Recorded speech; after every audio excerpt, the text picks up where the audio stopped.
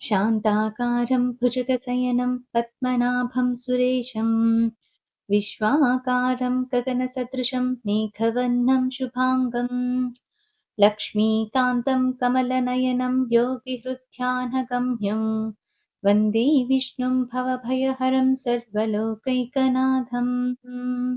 మాఘపురాణము 18వ అధ్యాయము. ఇంద్రుని శాప విముక్తి.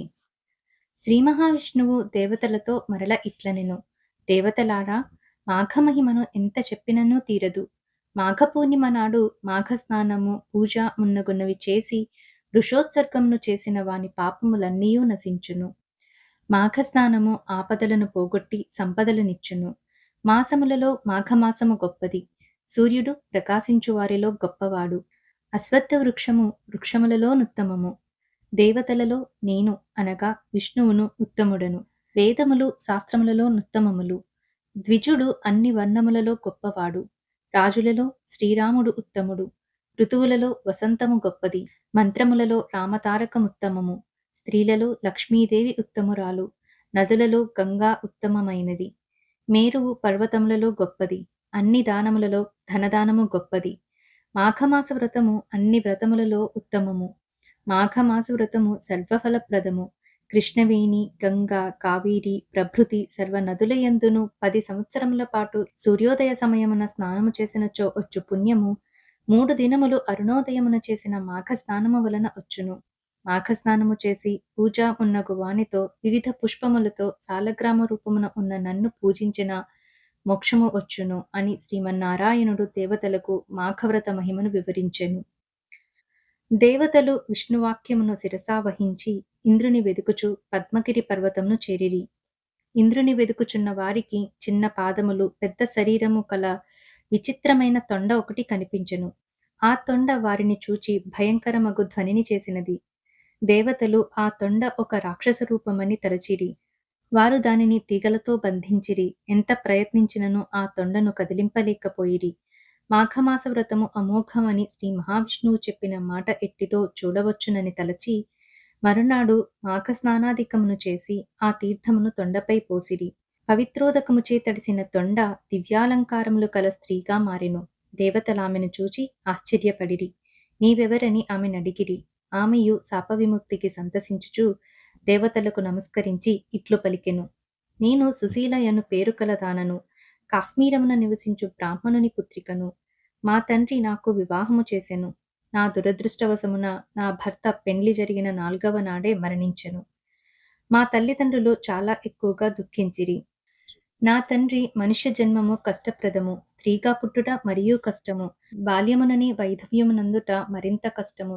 ఇట్లు బాల్యముననే భర్తను పోగొట్టుకున్న ఈమెను చూడజాలను.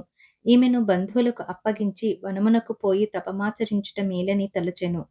పుత్రికనైన నన్ను బంధువుల వద్ద ఉంచి నా తల్లిదండ్రులిద్దరును వనవాసమునకు పోయిరి. అచటనే మరణించిరి.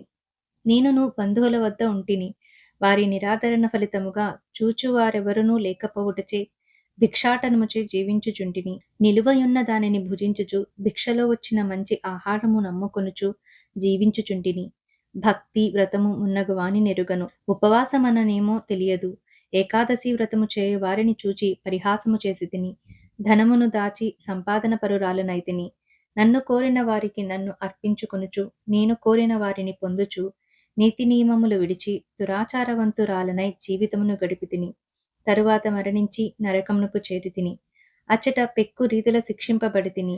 పులి, కోతి, ఎద్దు మున్నగు పెక్కు జంతువుల జన్మ పొందితిని. పెక్కు బాధలను పడితిని. ఒకనాటి జన్మలో 5 దినముల క్రిందటి ఆహారమును ఆకలి కలవానికి పెట్టితిని. ఆ చిన్న మంచి పని వలన మీరు దయ ఉంచి నాకు శాప విముక్తిని కలిగించిరి అని పలికెను. మాఘమాస పవిత్ర నదీ జల స్పర్శచే ఆమె దేవతాత్వము పొంది దేవప్రియను పేరును పొందెను. దేవతలలో ఒకరామెను వివాహమాడిరి. మాఘమాస మహత్యమును దేవతలు గమనించి విస్మితులైరి. ఇంద్రుని వెదుకసాగిరి. పద్మగిరి గుహలలో వికార రూపముతో తిరుగుచున్న ఇంద్రుని చూచి బాధపడిరి. ఇంద్రుడును వారిని చూచి సిగ్గుపడెను. లోనికి పారిపోయెను. దేవతలను ఇంద్రుని వెంబడించి వానిని ఊరడించి ధైర్యము చెప్పిరి. విష్ణుదేవుని వలన నీవు చేసిన పాపమును పొందిన శాపమును తెలుసుకుంటిమి. మహావిష్ణువు నీ శాప విముక్తికి మార్గమును సూచించెను. ఆ ప్రకారము చేయుదుము రమ్మని తుంగభద్రా తీరమునకు తీసుకుని వచ్చిరి. మాఘమాసమంతయు వాని చేత మాఘస్నానము చేయించిరి. ఇంద్రుడును శాప విముక్తుడయ్యెను. కృతజ్ఞుడై శ్రీ మహావిష్ణువును స్తుతించెను.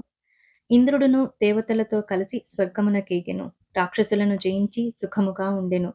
వృత్స్నవత మహర్షి జహ్నుమునికి ఈ విధముగా మాఘమాస స్నాన మహిమను వివరించెనని పలుకుచుండగా, జహ్నుముని స్వామి, ఈ విష్ణు కథామృతము ఇంకనూ వినవలయున్నది, ఇంకనూ చెప్పుడని కోరెను.